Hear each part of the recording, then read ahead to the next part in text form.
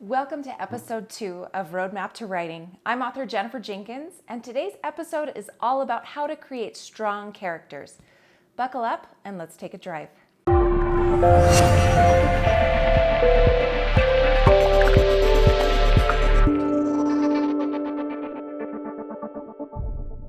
One of the biggest problems that young authors or inexperienced authors make is they don't take enough time and consideration into the process of developing their characters.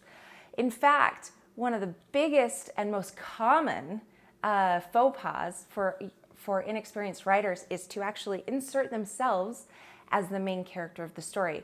And often writers do this without even realizing it because they don't take the time to consider what makes your character tick. In this episode, let's break down 6 questions that you should be able to answer before you write your characters effectively. The first question you should be able to answer about your character is, what is their defining moment? Now, be careful here. You don't want to confuse defining moment with that climactic moment in the story where your main character really shines and becomes a hero or a heroine. That's not what we're talking about. It is the moment that happens before the story begins that makes chapter 1 for your character inevitable. It's something that rattles or rocks your character's world and sets them on a course that is bound for adventure. I think a great example of a defining moment comes in The Sorcerer's Stone, the first book of the Harry Potter series. Harry's defining moment is not the day he gets his letter to go to Hogwarts and finds out that he's a wizard. It's actually the day he gets his scar. Now, you notice in the story, chapter 1 is not about Harry getting his scar. It's about Harry on Privet Drive and Harry living underneath the stairs. We don't learn about Harry getting his scar until much later. And that's a great use of a defining moment. It's something that you can build to throughout the story. But you as the author should know what defines the character before you start writing. The second thing that you should know about your character before you start writing them is, what are their weaknesses? In particular, what is their kryptonite? What is their greatest weakness? Authors and screenwriters call this their fatal flaw. The one thing that really they have to overcome for the victory, the climax of the story to feel satisfying. Weaknesses are important for several reasons. The first of all is nobody wants to read a story about a perfect person because that's not interesting. They have to have conflict, and if they're making great choices all of the time, the conflict is going to be a little bit dry. Conflict is powerful when the character steps into those dark woods themselves and chooses to go on that adventure. They are acting instead of being acted upon, and sometimes those actions should be wrong. Those decisions that they make should be flawed because something about their character is just a little bit off. If we give our characters weaknesses, then they have somewhere to go dynamically throughout the story. We want, by the end of our story, we want to see that the character has grown and developed, that they've taken a weakness and they've conquered it. The second reason why characters having weaknesses is so important is that it's more relatable. Nobody's perfect. Nobody wants to read about somebody that's perfect. And so if we see just a little bit of ourselves in a character, we empathize and we like the character more.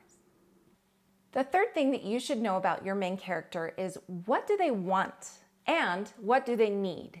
Sometimes those two things coincide. Frodo wants to throw the ring into the fire of Mount Doom, and he needs to do that so that Middle-earth is saved and he can live as a hobbit and in peace. Those are wants and needs coinciding, but it doesn't necessarily always have to happen that way. One thing that you do need to realize, though, is that whatever your character wants, that motivation is so critical to the story. They don't need to just kind of want it, or wouldn't it be nice if. It has to be a soul-deep, bone-wrenching, I need this or I'm going to die want. And the more they want something, the more painful it will be if you keep it away from them. Which brings us to number 4. What is the most cruel way you can keep what your character wants from them? There's a great meme out there that says, great writers, I don't know, have a cup of tea with Satan every Tuesday. And the idea is that writers are mean to their characters, right? And have you ever felt like you just want to throw a book up against a wall because you're so upset with something that's happened to a character that you love? Well, that's good writing. That's great writing, because not only are you emotionally invested, you care enough about the character and you know enough about the character to realize that what that author is doing is the worst thing that could ever possibly happen to that character. I like to use the example of becoming your character's worst nightmare. Nightmares are terrifying because our own psychoses, our own mind, we know what scares us more than anything else in the world. And so nightmares can be terrifying because we are the villain here. Of our own subconscious is psyching ourselves out. So drowning might not be that terrifying to somebody else, but for somebody who has a fear of water, that would be a terrifying way to die. Do you see what I'm saying? So great writers know what their character wants, and they know enough about their backstory to be able to effectively torture them throughout the story, eliciting emotion from the reader and making for a great dynamic read. Number 5, what does your character assume that is not true? Do they have a false belief that is holding them back from self-actualization or realizing some truth that is important and vital to their development and to the plot? That is a great opportunity. False assumptions, misunderstandings, those are great opportunities to develop characters. In the Nameless trilogy, Zoe is from the Wolf clan. And Zoe enters the Ram clan with a vendetta that she believes that all Ram are not worthy of life. She's so angry and bitter about the death of her parents that she's seeking revenge, and goes in with this blanket assumption that all Ram are evil. And throughout the course of the story, she realizes that that's not necessarily true and has a hard time letting that false assumption go. You could flip this around also to consider, what do other people assume about your main character that's not true? These are just different ways to test and experiment how your character is interacting with the world around them and how the world perceives the character. Number 6, what is your character's stereotype and how do they break it? Now, when I'm talking about stereotypes, I actually do mean stereotypes that you would find in the halls of a high school. Are they a jock? Are they a prep? Are they a geek or a nerd? Are they into drama? Are they mathletes? Who would they hang out with at your school or at the school you attended when you were in high school?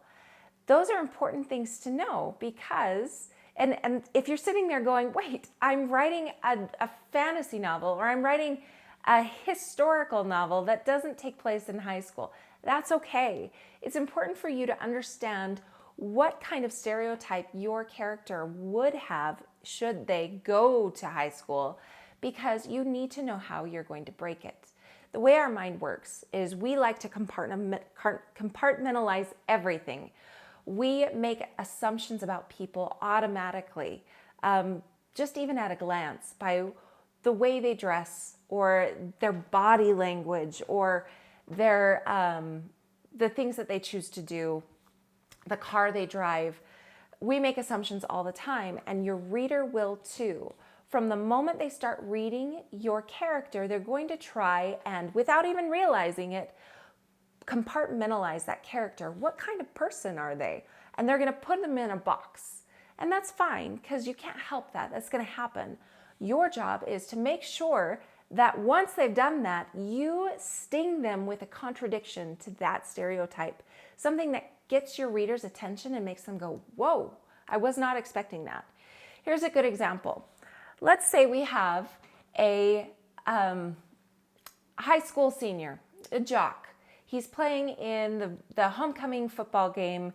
They're down, they need this touchdown. He's the quarterback, he throws a Hail Mary pass and they catch it, they win the game, hurrah. He's carried off on the shoulders of his teammates into the locker room, showers, goes to the homecoming dance, and is crowned homecoming king.